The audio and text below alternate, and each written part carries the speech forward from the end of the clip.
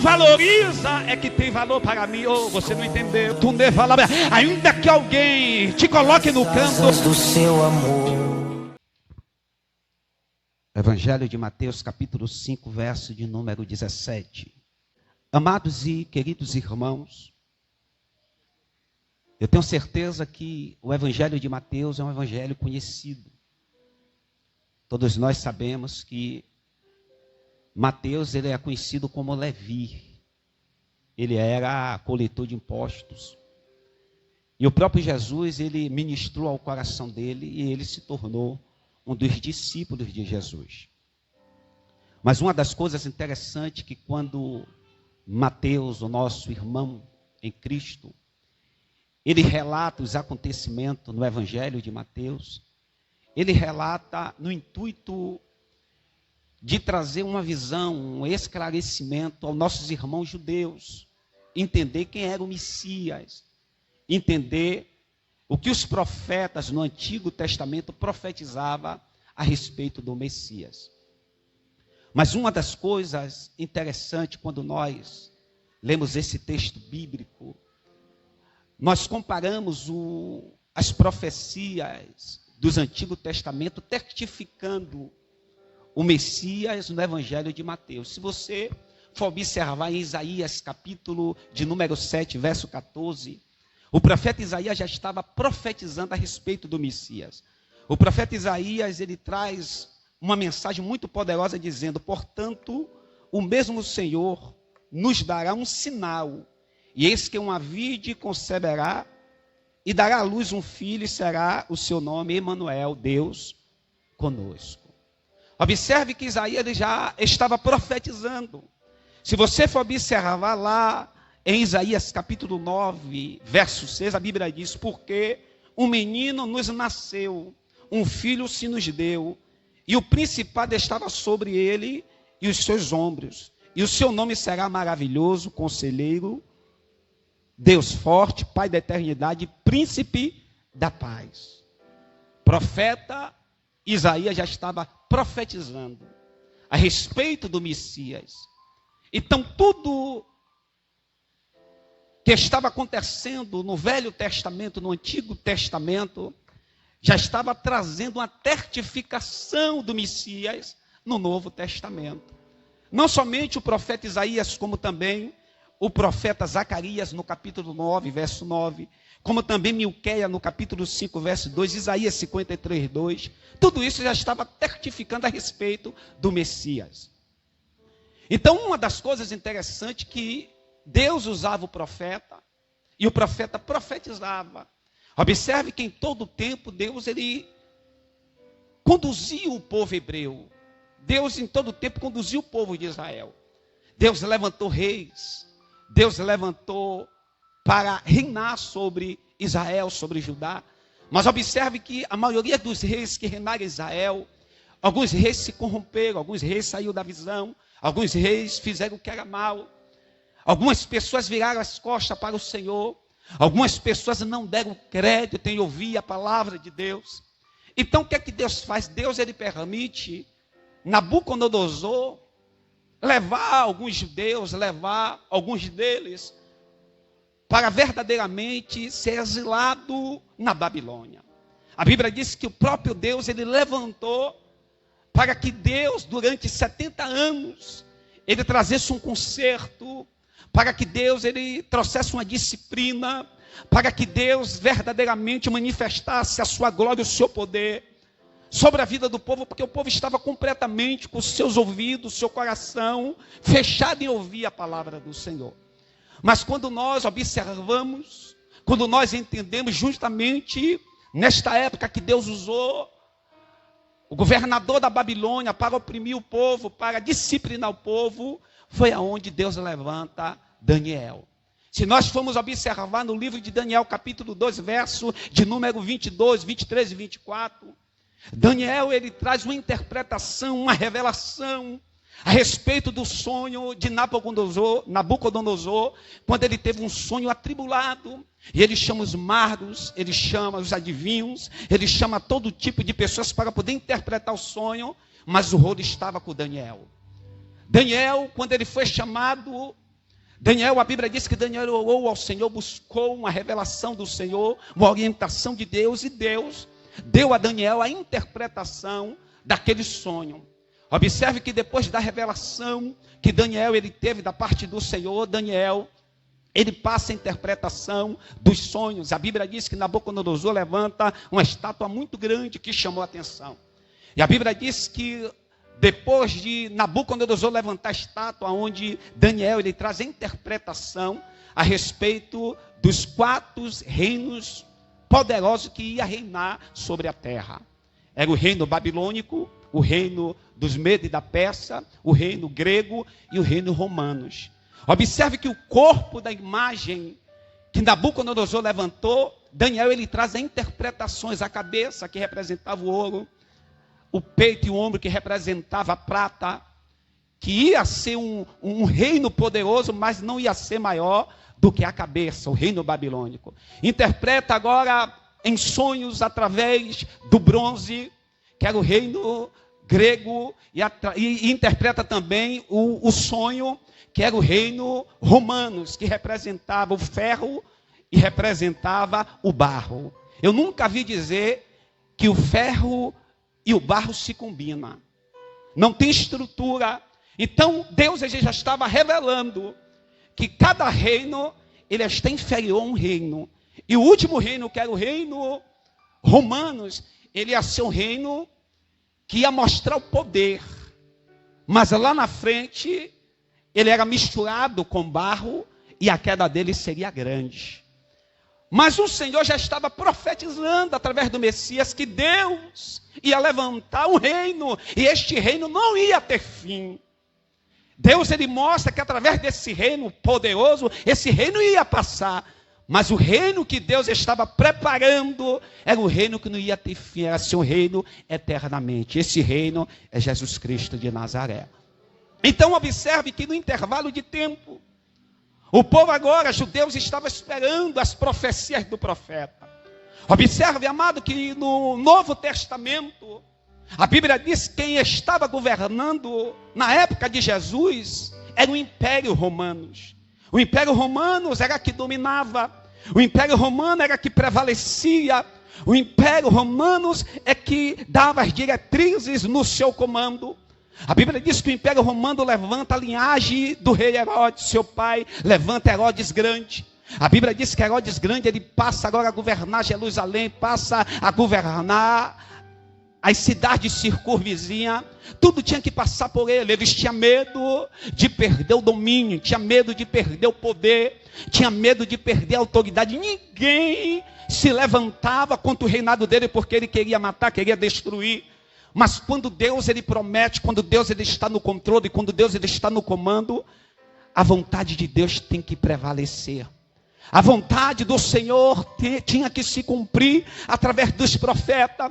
Observe que agora, no reinado de Herodes o Grande, existiu uma mistura qual? Existiu o povo judeu, existiu o povo romano, existiu os gentios, existiam outros povos, mas o povo judeu estava no meio daquela mistura. Mas uma das coisas interessantes que no meio de tanta idolatria, no meio de tanta corrupção, no meio de tanta política, no meio de tanta incredulidade, algumas pessoas judeus, algumas pessoas que ouviu falar através dos seus pais, através dos profetas, que o Messias vinha e o seu reino não teria fim. Algumas pessoas pensavam que o Messias ia aparecer com poder, com autoridade, ia nascer em um palácio, ia nascer em uma linhagem real. Mas Deus ele é tremendo, o nosso Deus é poderoso, o nosso Deus ele surpreende de uma forma tremenda e de uma forma simples. A palavra do Senhor diz que no tempo determinado,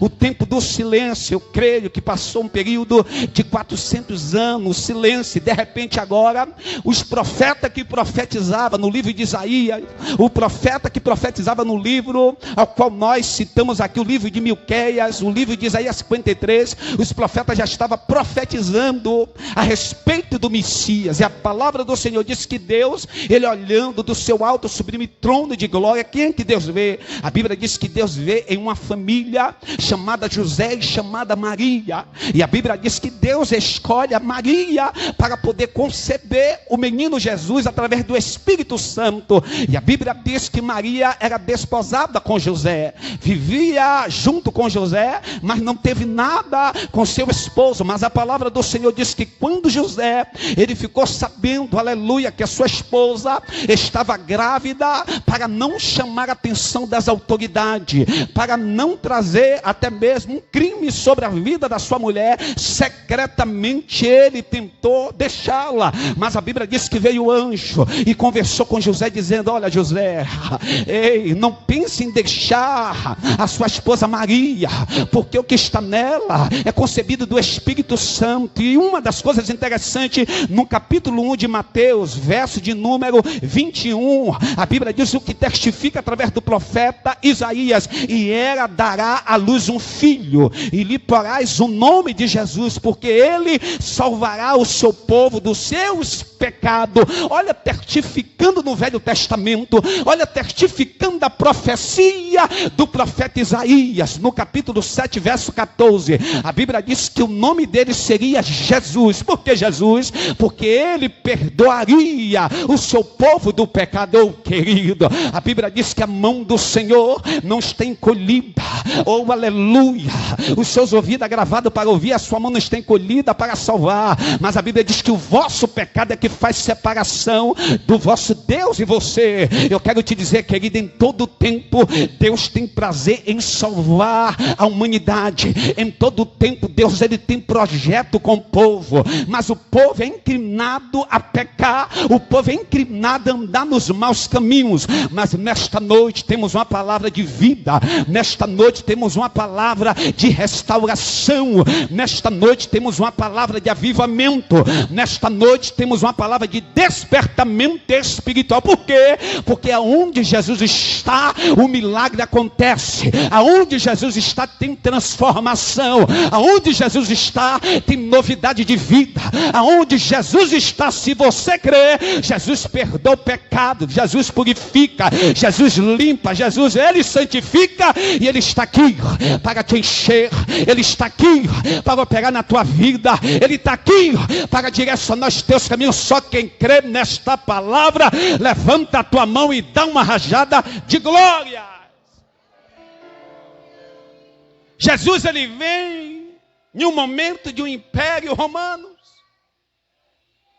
aonde todos os impostos, aonde tudo tinha que ser levado para Augusto César, o imperador.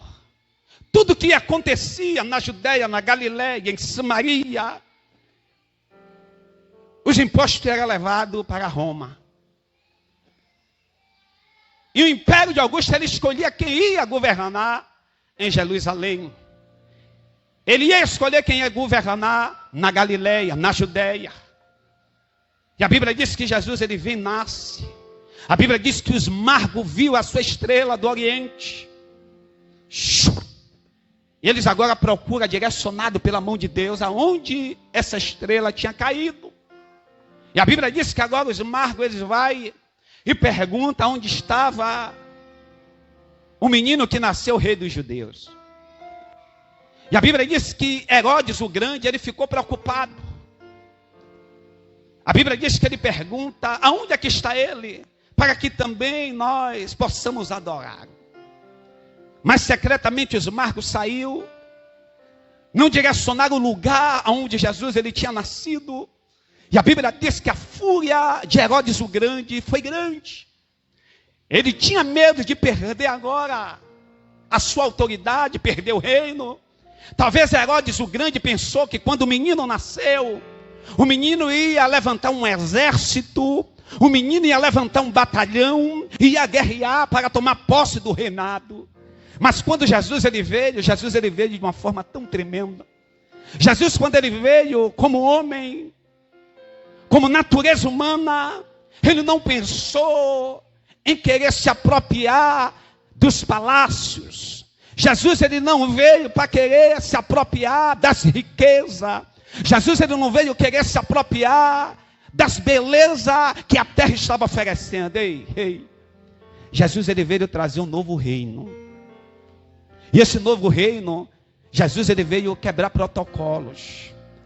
Jesus, ele veio trazer o reino do amor, o reino da alegria, o reino da paz, o reino do perdão, o reino da transformação. Jesus, ele veio trazer um reino diferente, que leva o homem, leva a mulher, leva a criança, leva o ancião para o céu. E Jesus, quando ele vem, o menino, ele vai crescendo. Herodes, ele procura, quem era o menino não encontra, dá uma ordem para matar todos os primogênitos. Observe que o intuito de Herodes grande era matar todos os meninos, porque ele não achou o menino Jesus. Mas Deus estava no controle, Deus estava no comando. A Bíblia diz que agora Deus dá livramento. A Bíblia diz que agora José, Maria, ele teve que subir para Belém. A palavra do Senhor diz que Deus, ele guarda, daqui a pouco eles vão para o Egito, depois volta, vai para Galileia, Deus vai dando livramento. E a palavra do Senhor diz que Herodes o Grande, ele veio a falecer. E agora, Aquilao, ele procura agora governar no lugar do seu pai. A Bíblia diz que a geração de Herodes foi uma geração grande. Herodes 1, Filipe 1, Filipe 2. Começa agora Antipas, começa alguém agora a governar a Galileia, a Samaria. E após a morte de Herodes é dividido. A Bíblia diz que agora o Império Romano, ele delega algumas pessoas para poder agora governar em alguns lugares. E a palavra do Senhor diz que o governo desses homens era um governo que oprimia o povo. O governo desses homens era um governo que as pessoas não tinham liberdade de expressão, não tinham liberdade, aleluia, de usufruir do melhor. A Bíblia diz que o povo andava em treva. A Bíblia diz que o povo andava enfermo. A Bíblia diz que o povo andava doente. A Bíblia diz que o povo andava triste, abatido. E Jesus, quando ele veio, querido, e ele traz um novo reino. Deus, ele muda através de um novo ensinamento, muda a história. A palavra do Senhor diz que agora, meu irmão, Jesus, ele vai caminhando na terra de Zebulun. A Bíblia diz que Jesus, ele vai caminhando e vai operando os seus sinais, os seus prodígios e as suas maravilhas. A palavra do Senhor diz que agora a multidão, aquele que era cego, enxergava, aquele que era mudo falava, aqueles que eram cometidos de qualquer enfermidade, era curado, era notória, a fama de Jesus ia crescendo, o nome do Senhor era glorificando, e isso chamou a atenção dos impérios, isso chamou a atenção das autoridades, mas Jesus crescia de uma forma simples, Jesus crescia de uma forma tremenda e gloriosa. Aonde Jesus ia, a multidão acompanhava, aonde Jesus passava era notório, as pessoas diziam: eu quero estar com Jesus, eu quero estar com aquele homem é diferente, aquele homem traz paz, aquele homem traz alegria, aquele homem traz refrigério para a alma, aquele homem, ele tem uma palavra diferente. E a Bíblia diz que a multidão ia acompanhando, a multidão saía da sua cidade circunvizinha. Por quê? Porque queria mudança de vida, queria mudança de história, queria um novo direcionamento. Eu quero te dizer, o Senhor está aqui com um novo direcionamento para mim, o Senhor está com um novo direcionamento para você. Deus, ele quer mudar a tua história, Deus, ele quer te levantar, Deus, ele quer fazer coisas grandes e extraordinárias na sua vida, se você crer. É este Deus que nós servimos, um Deus tremendo. De repente Jesus veio, o império reinava, Jesus cresce, João Batista prepara o caminho, Jesus é conduzido para o deserto, é tentado pelo diabo, vence as tentações. A palavra do Senhor é que Jesus, ele agora vai iniciando o seu ministério. Jesus, ele começa a chamar pescador de peixe. Jesus, ele começa a chamar aqueles que cobravam impostos para as pessoas que Jesus, ele chama para ser seus discípulos. E a Bíblia diz que a multidão acompanhava, e a palavra no capítulo 5, verso 17, se você for olhar o início do capítulo 5, a Bíblia diz que Jesus, ele agora sobe ao Monte das Oliveiras. E quando Jesus ele sobe ao Monte das Oliveiras, está os discípulos, está algumas pessoas, e Jesus ele ensinando do alto, Jesus ele traz palavras tremendas e gloriosas, e Jesus ele diz: bem-aventurados são os limpos de coração, porque verão a Deus. Jesus estava dizendo: olha, o segredo da sua vitória é você limpar o coração, porque você vai estar próximo do Senhor. Jesus ele começa a ensinar dizendo: olha, bem-aventurados seus vós, quando mentirem, perseguirem e disserem todo mal contra vós, porque grande será o vosso galardão no céu. Jesus ele começa a ensinar para que aquele povo ele pudesse ter novidade de vida. Jesus ele começa a ensinar para todos aqueles que crêem nele, andassem nos seus caminhos, ele guardasse aquela palavra dizendo: olha, bem-aventurado. Jesus estava dizendo: eu estou preparando vocês para a grande perseguição, estou preparando vocês para as aflições, estou preparando vocês para a calúnia, estou preparando vocês. Quando alguém virar as costas, você é bem-aventurado. Por quê? Porque eu estou contigo, eu estou no controle, eu estou no comando, eu estou na direção, é eu que garanto a sua vitória. Jesus ele começa a ensinar algo tremendo e glorioso no capítulo 5. Jesus ele começa a ensinar a respeito do jejum, da oração. Jesus ele começa a ensinar a respeito de perdoar o próximo. Jesus, através do seu ensinamento, Jesus ele diz no capítulo 5, verso 13, algo tremendo. Quando Jesus diz assim: vós sois o sal da terra, e se o sal for insípido, com que há de salgar? Para nada mais presta. Jesus diz: olha, depois de Jesus ensinar bem-aventurança, Jesus está dizendo: vocês é o sal da terra. E quando Jesus fala de sal, ele está falando algo que muitas pessoas não dão credibilidade e valor. Se você for no mercado, você compra feijão, compra arroz, compra açúcar, compra shampoo, compra tudo, mas o sal você esquece. Você só lembra do sal quando falta. Quando você vai fazer o tempero, você diz que não tem sal. Último lugar que você vai no mercado, ou às vezes você não vai nem comprar o sal, você esquece, você vê tanta coisa, porque o sal é desprezível. Mas Jesus está dizendo: o que é desprezível eu quero usar. O que é rejeitado tem uma pintada certa. O que as pessoas não valorizam é que tem valor para mim. Oh, você não entendeu? Eu quero te dizer que você tem valor. Eu quero te dizer que você é o melhor de Deus. Eu quero te dizer, ainda que alguém te coloque no canto, mas o Senhor te coloca no posicionamento certo. Quem crê nisso, levanta a sua mão e dá uma rajada de glórias. Jesus, além de dizer que vós é o sal da terra, ele está dizendo: você também é a luz do mundo. Como luz do mundo, Jesus está dizendo: aonde você chega, você brilha. Aonde você chegar, você é diferencial. Aonde você chega, o meu nome é glorificado através de você. Eu posso conjecturar, quando Jesus estava ensinando, as autoridades estavam preocupadas, talvez. Alguém das autoridades manda os fariseus, escribas e saduceus para ver quem é esse Jesus. Quem é esse que está trazendo um novo reino? Quem é esse, o rei dos judeus? Quem é esse que a multidão está seguindo? Quem é esse que a multidão não larga a mão? Quem é? As pessoas já não estavam querendo ouvir César, as pessoas já não estavam querendo ouvir Herodes, as pessoas já não estavam querendo ouvir Antipas, as pessoas já não estavam, as pessoas estavam focadas em Jesus. A multidão estava seguindo Jesus. E quando Jesus está ensinando, eu posso conjecturar, alguém cita a respeito da lei. E o que está na lei? Aí Jesus, no capítulo 17, ele diz: não cuideis que vim destruir a lei, ou os profetas. Não vim abirrogar, mas cumprir. Quando Jesus diz não vim abirrogar, ele está dizendo: eu não vim anular o que já está. Jesus está dizendo: eu não vim anular os 5 livros pentateucos da Bíblia: Gênesis, Êxodo, Levítico, Número e Deuteronômio. Eu não vim anular porque tudo se refere à minha pessoa como Messias. Eu não vim anular, não vim.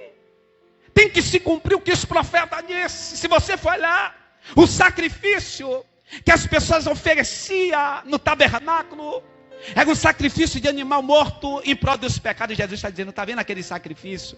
Eu posso entender e conjecturar. Já estava me representando. E eu quero dizer a vocês que eu não vim destruir, mas vim cumprir. Mas através de mim, você não vai ser condenado na lei, porque através da minha vida você agora vai ter liberdade na graça, no meu amor.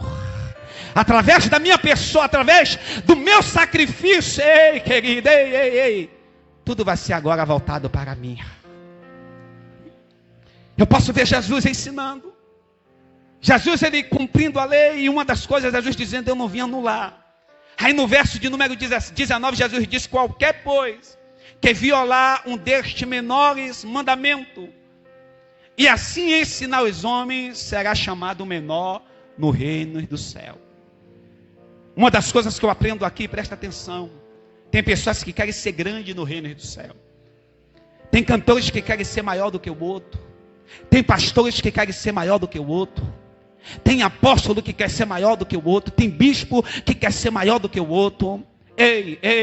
Tem diáconos, tem obreiros, tem irmão que quer ser maior do que o outro. Jesus está dizendo, aquele que violar, aquele que ensina e não pratica a verdade, mente, ou tira algum tio da minha palavra, esse é comparado menor. Mas aquele que ensina a verdade e a pratica, esse é comparado maior. Talvez você não entendeu. Quem quer ser maior aqui? Quem quer ser maior no reino tem que obedecer a palavra. Quem quer ser o maior tem que ensinar a verdade. Além de ensinar, tem que viver a verdade. Você não entendeu? Diga para o teu irmão, o segredo da tua vitória é você aplicar. O segredo da sua vitória é você viver a palavra.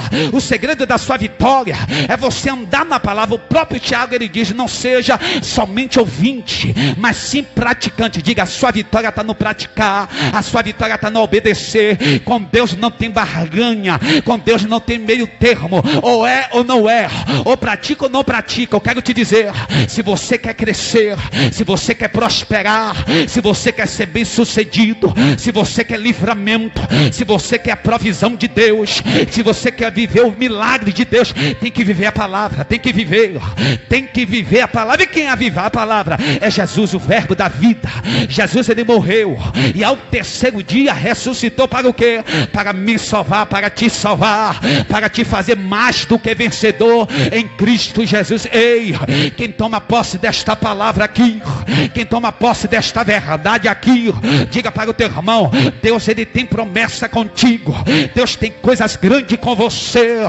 Você precisa entender e precisa aplicar a verdade. Deus quer te usar na verdade. Deus quer prosperar a tua vida dentro da verdade. Deus quer fazer coisas grandes dentro da verdade. Deus quer te conduzir na verdade. Ninguém pode contra a verdade. Seja todo homem mentiroso e Deus verdadeiro. É isso aqui que nos direciona, é isso aqui que nos consola, é esta palavra que nos vivifica, é esta palavra que nos transforma, é esta palavra que nos renova, é esta palavra que nos faz levar para o céu. É a palavra. Viva a palavra, mergulhe na palavra, degusta a palavra, examine a palavra. Deite, se deleite na palavra, porque a palavra traz vida, a palavra traz transformação, a palavra traz renovo, a palavra traz cura, a palavra traz milagre, a palavra traz direcionamento. Só quem ama a palavra se coloca de pé e aplauda Jesus nesta noite. Deus quer te conduzir na verdade.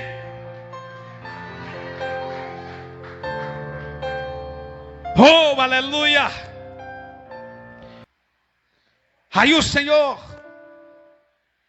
no versículo de número 5, verso 25, ele diz: conciliar-te depressa com teu irmão adversário, enquanto está no caminho com ele, para que não aconteça que o adversário te entregue ao juiz, e o juiz te entregue ao oficial, e te encerre na prisão. Jesus, ele começa a trazer uma ilustração. Jesus, ele diz, até quando eu e você vamos entregar nossa oferta diante dele, ele diz, olha, primeiro, antes de entregar tua oferta, procure reconciliar-te com teu irmão. para que o Senhor ele possa receber a sua... Jesus ele começa a ensinar. Jesus ele traz um novo ensinamento, mas Jesus em momento nenhum ele desfez da lei. Mas Jesus está dizendo, eu estou trazendo um novo ensinamento. Esse ensinamento é o ensinamento do amor, é o ensinamento do perdão, é o ensinamento, aleluia, que vai tratar o seu coração, vai cicatrizar feridas abertas. É um ensinamento que transforma e leva para o céu. Oh, aleluia. Diga para o teu irmão, seja conduzido pela graça, seja conduzido pela mão de Deus nesta noite. Deixa o Espírito Santo projetar o que Deus ele preparou para a tua vida, e você vai vivenciar o melhor de Deus nesta terra. Quem pode aplaudir e glorificar ao Senhor? Aplauda ao Senhor. Quero convidar o ministério.